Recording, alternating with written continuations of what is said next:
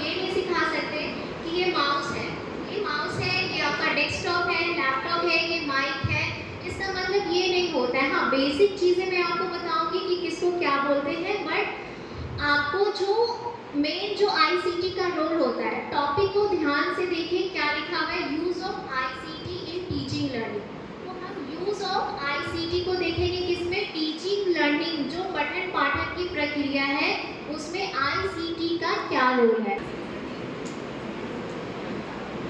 ये है आपका फर्स्ट स्लाइड जिसमें इंट्रोडक्शन, जिसमें कि हम हिस्ट्री ऑफ कंप्यूटर्स के बारे में जानेंगे कि इसका हिस्ट्री क्या रहा है, क्या बैकग्राउंड रहा है। हम ज़्यादा भी डिटेल्स में नहीं जाएंगे क्योंकि ये हमारा प्रॉपर कंप्यूटर का नॉर्मल क्लासरूम नहीं है, वर्कशॉप है। तो एक ओवरऑल आपको आइडिया हम देंगे फ्रॉम बेसिक। और आपको कृपया करके अपना सभी फोन नीचे रख लें, ये आपको पीपीटी आपको आपके ग्रुप में शेयर कर दिया जाएगा। तो इससे अच्छा है कि आप लोग फोकस करें जो स्लाइड पे है उस पर, या तो फिर मैं जो बोल रही हूँ एक्सप्लेन कर रही हूँ उस पर फोकस करें, या तो फिर आप स्लाइड्स को भी रीड आउट कर सकते हैं, पढ़ सकते हैं, इस पर फोकस करिए। अब आईसीटी जो है उसका डेवलपमेंट किस पे हुआ है, हम हिस्ट्री जानेंगे कंप्यूटर्स का, तो वो हम बेस्ड ऑन इवोल्यूशन कंप्यूटर जानेंगे। जैसे कि हमारा इवोल्यूशन, ह्यूमन बीइंग का भी इवोल्यूशन हुआ है, हर चीज़ का वैसे ही इवोल्यूशन होता है। तो हम ये इवोल्यूशन देखेंगे कंप्यूटर का कि कैसे सिंपल कैलकुलेशन से शुरू हुआ कंप्यूटर और आज हम एआई तक पहुँचे हैं। इस चीज़ के बारे में हम पहले थोड़ा सा जिस एज ए ओवरऑल ओवरव्यू हम जानेंगे।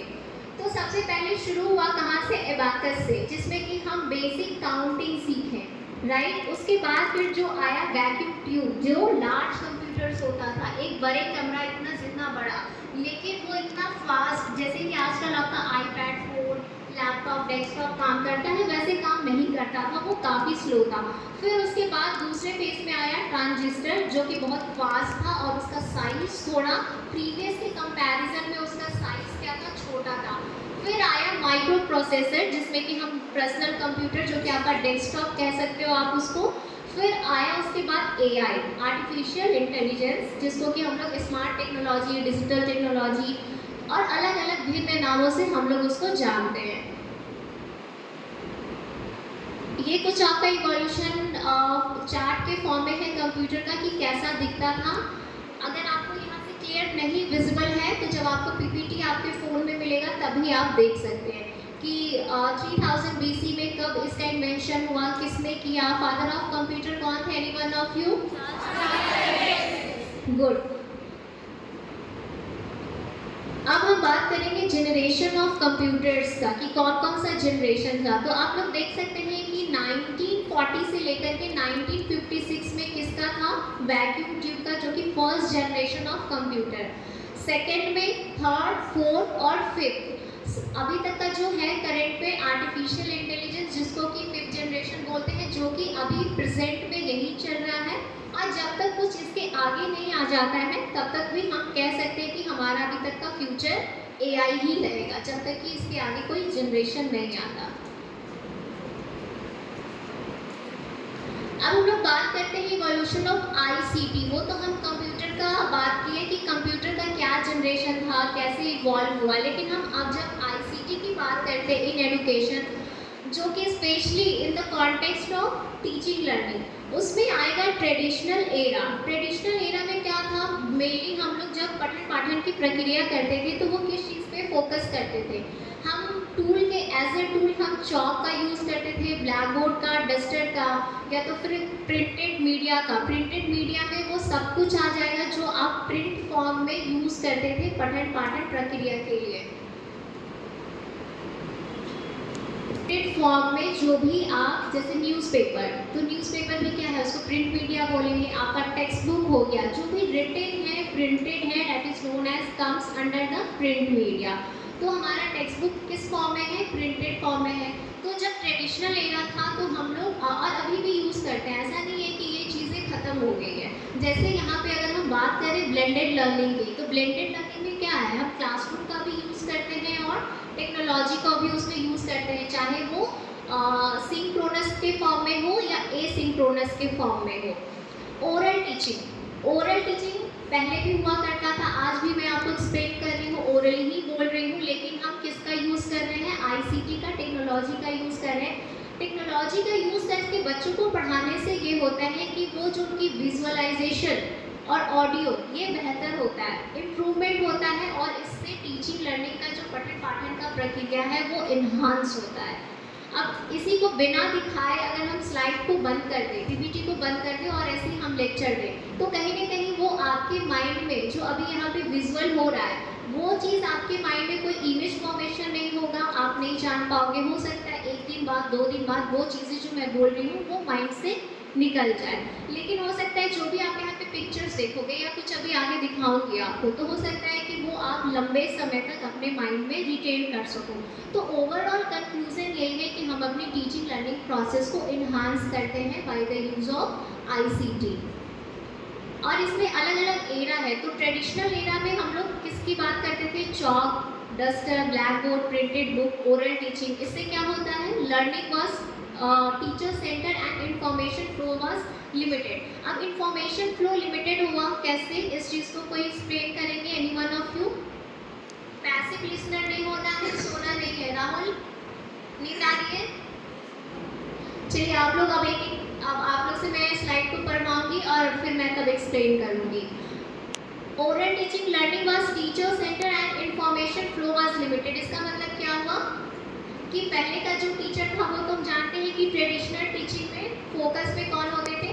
शिक्षक शिक्षिका। टीचर को सेंटर में रखा जाता था, लेकिन जो फ्लो ऑफ इंफॉर्मेशन है वो क्या था?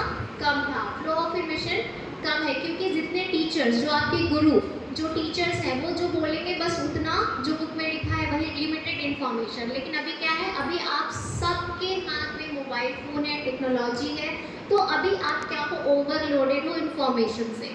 आप अभी जो चाहोगे आपके फिंगर टिप पे, अगर आपको अभी देखना है सेल डिवीज़न कैसे होता है, आप गूगल करोगे, आप तुरंत देख लोगे कैसे होता है सेल डिवीज़न।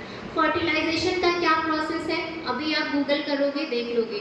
फिजिक्स का कोई भी कॉन्सेप्ट अगर आप भूल रहे हो, नहीं आता है, आपको हेल्प चाहिए, आप तुरंत गूगल करोगे, आपको मिल जाएगा। तो इसमें कोई लिमिट नहीं है इंफॉर्मेशन का। अगर हम कंपैरिजन करें ट्रेडिशनल एरा और आज के डिजिटल एरा में, तो डिफरेंस यही है कि पहले बहुत सारी चीज़ें लिमिटाइज होती थी, बट अब क्या है? अब नहीं है।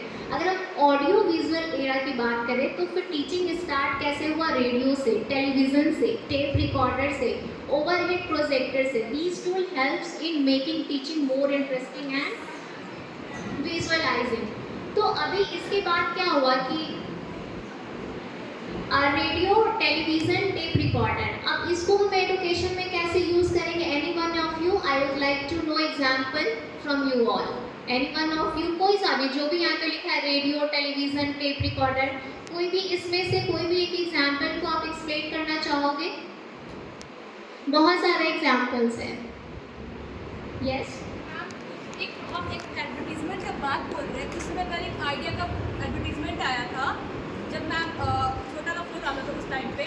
मैम वहाँ पे अगर आप देखें, जहाँ मैम कोई कम्युनिकेशन नहीं है, वहाँ with the help of radio हम लोग मैम जो अफोर्ड कर सकते उनके लिए ठीक है, जो अफोर्ड नहीं कर सकते उनको भी तो मैम बात नहीं करिए, आप लोग सुनिए। मैम उनको भी टीचिंग सपना दे सकते हैं ना, कुछ बता सकते हैं। और मैम यही चीज़ का आइडिया भी यूज़ किया था एक जो मोबाइल टीचिंग कंपनी है।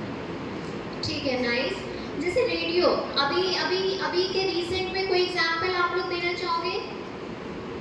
मन की बात क्या है? मन की बात रेडियो पे है, और मन की बात जो बोलते हैं वो किसके लिए है?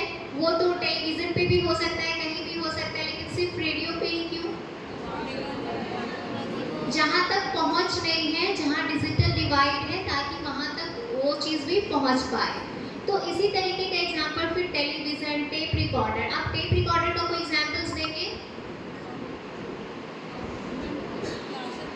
देखिए, जो क्रिमिनल्स होते हैं अपना क्राइम कन्फेस करते हैं, तो जो भी उनका स्टेटमेंट होता है उसको टेप रिकॉर्डर के फॉर्म में भी रिकॉर्ड करके और जजमेंट पे जजेस के सामने उसको पेश किया जाता है। ठीक वैसे ही अगर कोई बहुत बड़े वक्ता है या कोई वैसे, अभी इसी को जो टेप रिकॉर्डर है आज के टाइम में उसको क्या बोलते हैं?